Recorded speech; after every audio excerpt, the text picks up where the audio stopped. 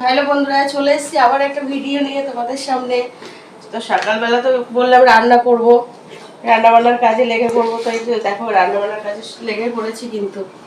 আর আজকে আমার কাকা শ্বশুর, শাশুড়ি, আমার শ্বশুর শাশুড়ি আর আমার ননদ সবাই আমার কাছে খাবে, তাই জন্য রান্না করছি। তো এখানে দেখো রান্না করছি হচ্ছে চাল কুমড়ো দিয়ে মুগের ডালে এটা বসিয়ে দিয়েছি। আর এখানে তো ভাত হচ্ছে এক হাঁড়ি।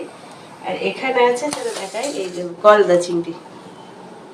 এই গলদা চিংড়ির কি করবো এখনো বুঝতে পারছি না। এই যে দেখো, এই যে ডিম হচ্ছে দেখো পেটে মাছের। এই চিংড়ি হবে। আর এখানে আছে ইলিশ মাছ। ইলিশ মাছটা আগে আনা ছিল, ফ্রিজে ছিল।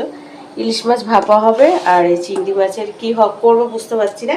আরও হবে কচু শাক হবে, ইলিশ মাছের মাথা দিয়ে কচু শাক হবে। আর এখানে ভাজা ভুজি এই যে কাটা হচ্ছে।